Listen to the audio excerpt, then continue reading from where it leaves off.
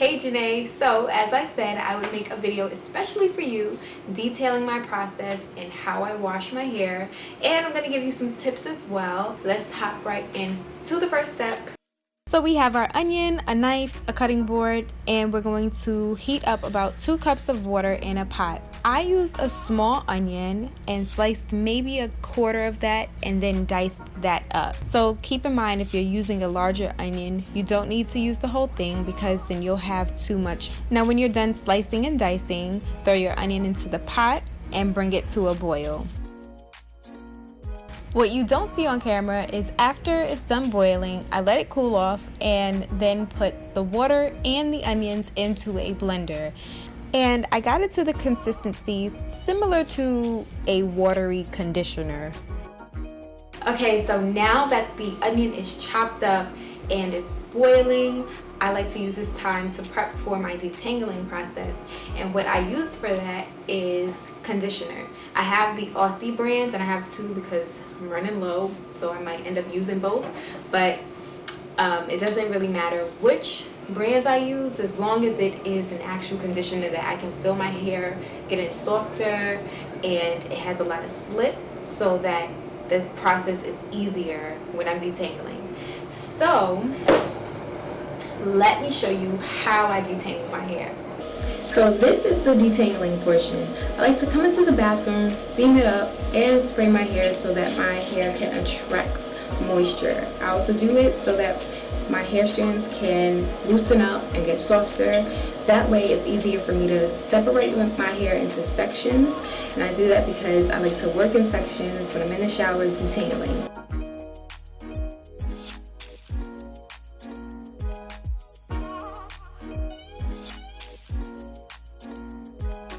Alright, I did half of my head, so now I'll do this side. And what you want to do is just use your fingers to create sections. I don't typically use a comb or anything. I think it's unnecessary. And the parts, they don't have to be neat because what you're going to be doing anyway is taking them out to work in the different parts while you're in the shower. So I just have these clips to help. It usually turns out to be about 8 to 10. This might turn out to be 10 sections. There's 5 on this side and so maybe 2. So 4, 5. So when I'm ready to detangle my hair in the shower, because that's the best way for me to detangle my hair, I put the water on hot, and you want to adjust your water temperature to what your hair porosity indicates it should be. For me, I have low porosity hair, which means it takes a longer time for my cuticles, my hair cuticles to open up. So I put the water on hot, coat my hair with conditioner, and work my fingers through to find the tangles. I then go through with a wide tooth comb. You don't want to use a comb that has small teeth because that can rip through your hair and it can tangle your hair even more. So the reason you want to detangle with your fingers first is because it's easier for you to find the tangles and the knots, and you can pull them apart with your fingers as opposed to raking through it with the comb first.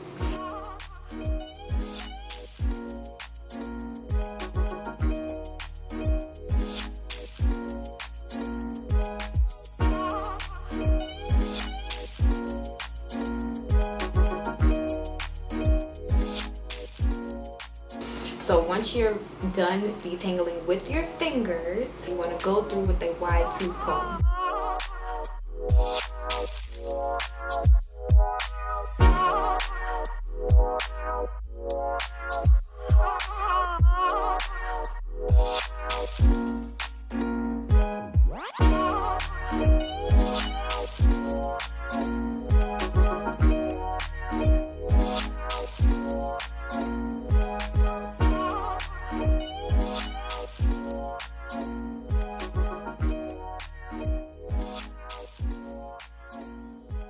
after all my hair is done, after I'm finished detangling all of it, give it a little bit extra care and love, then I'll go through it one more time with the comb, iTunes comb, and my fingers, and then just wrap it back up.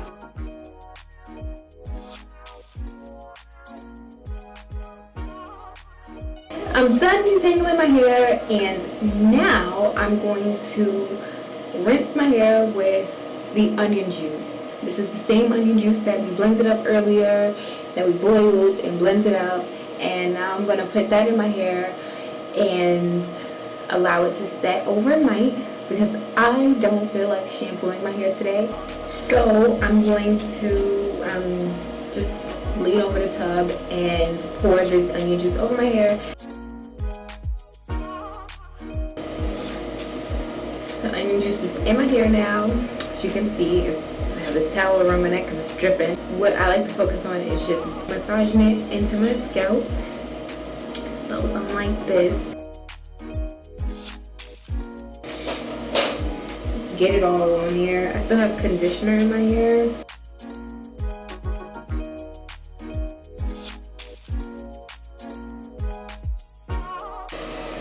And I have extra onion juice left, so if you feel like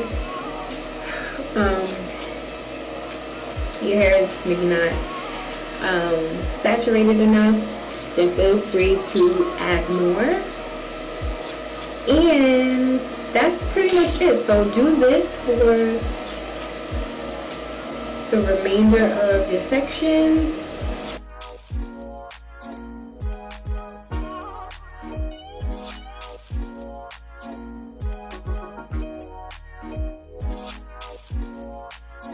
Alright, it's the next day, and now my hair is mostly dry. I feel mostly dry on the outside. I did twist my hair up so like the middle parts would still be kind of damp. My hair feels soft, but I think that might be from the conditioner. Remember, we detangled, so you don't want to mess up what you've done to detangle your hair, so still keep it separated and neat. So I use clips to section my hair off. If you don't have clips, you can just use hair ties that don't have the metal clasp in between to connect the ends. That won't tangle your hair as much, and then just wrap it around once. So this is like with onion residue. I don't know if you can see that. It's not dandruff. Even if it was dandruff, we're going to be using this sulfate shampoo.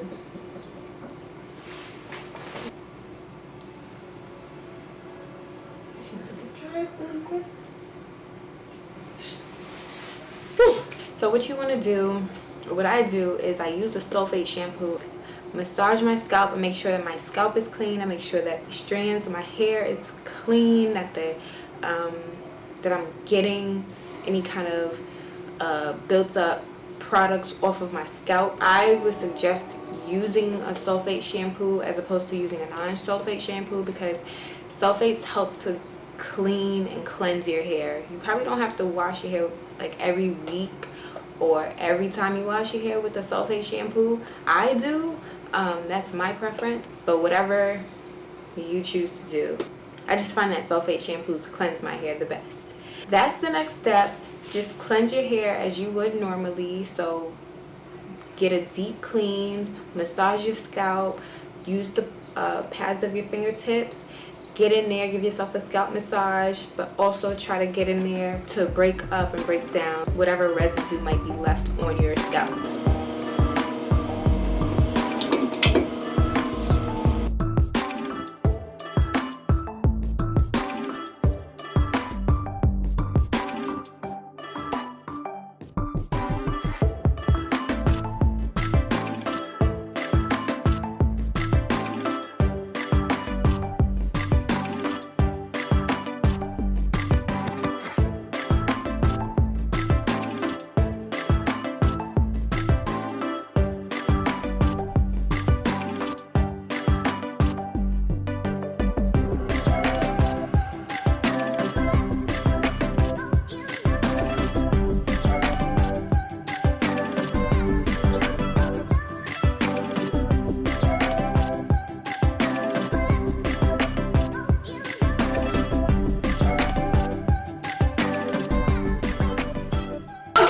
we are back and we're at the final stretch of this hair washing process. It has been a long 2 days for me at least. I don't know if you washed your hair all in one day. If you did, shout out to you. So let's just go over what we've done so far. A little recap.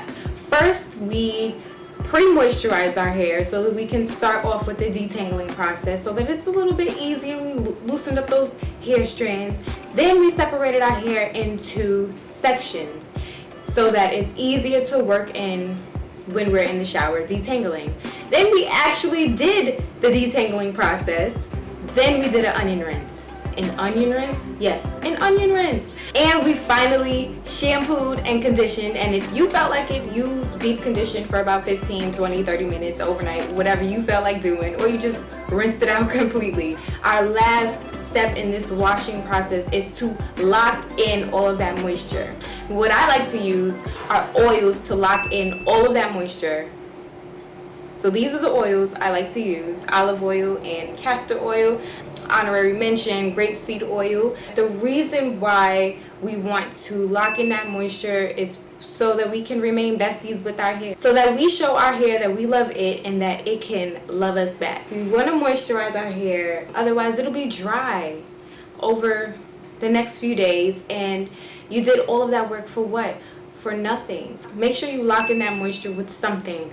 I don't really know any other alternatives, but I like to use oils to lock in all of that good old moisture in our hair. So I like to use the grapeseed oil because it's a lighter oil.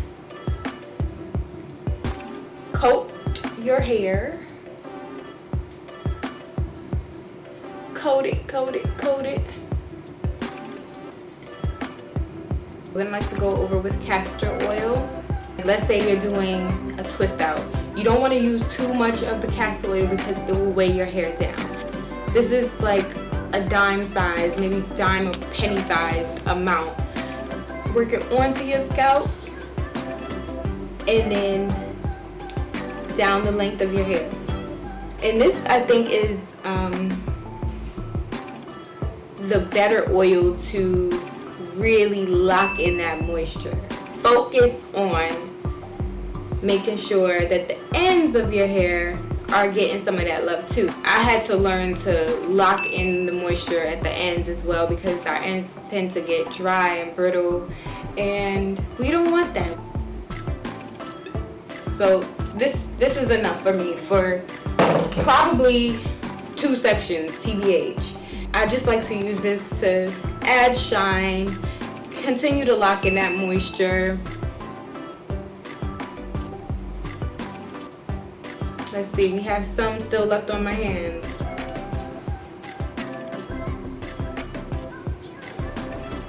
So from here, I think to keep everything neat, I'm just gonna separate my hair kind of like this. Let me see.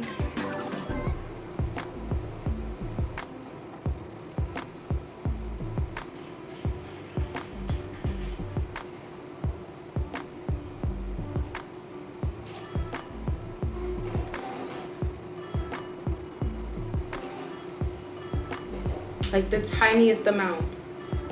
The tiniest amount. And maybe when you have more twists done, then you can do this part, but I just want to show how I get the oils more concentrated on my ends to lock in that moisture. Then I would do the same thing on either side, finish the rest of my hair, and when I come back, my whole head will be twisted up. See, while my hair was still wet and damp, I did use that opportunity to make my parts more neat. I do that because I like to braid down my hair afterward, but I would suggest doing that because depending on what style you're going for afterward, it may require neat parts, so something like a twist out, a braid out, or just simply braiding your hair down. So keep that in mind. I want to reiterate 4 tips to you for you to take along with you on your next hair exploration journey adventure. These are some tips and some advice that I learned along my own hair journey. So hopefully you can incorporate it into your own as well. Tip number 1, before you even begin washing your hair, jumping into this exploration, figure out what your hair porosity is. I think we figured out that your hair porosity is low, just like mine, but recheck that, double check it, and make sure that it is what it is. Tip number 2, detangling. When you are detangling your hair, take your time, be patient, don't rush. Use your fingers to find those tangles and those knots. Use your fingers first, feel through your hair, and separate them gently. Take your time. You don't want to rush through it or start off with a comb, because then that, like I said earlier, could cause more tangles and more frustration and add more time to washing your hair, and nobody wants that. Tip number 3, this is all trial and error. For me, it took me a long time to understand my hair and for me to learn my hair. I do think watching YouTube videos and reading forums did help me a little bit in helping to understand my own hair, but don't mistake that with trying to adopt someone else's regimen or trying to adopt someone else's routine, because as you may know, what works for someone else might not work for you. So find what works for you. Everybody's hair is different, everybody's hair type is different, everybody's budget is different. People's lifestyle, time, and schedule is different, so how I'm able to accommodate a 2-day wash routine, it might not work for you. Fine tune the things that you have learned and incorporate it into your lifestyle. Tip number 4 is to be resourceful. I wouldn't suggest going out buying expensive hair products just because the packaging is nice, it smells good, and the reviews are great. I am an advocate for using the things that I already have and making that work for me. So I found that in my own experience, the things that I use on my hair for my wash routine is low cost, already available to me, and free. There have been times I ran into some fool's gold because I watched a YouTube review, or I saw something in the store and it looked nice, or I read a review and I went out and bought it, and then it ended up not working for me.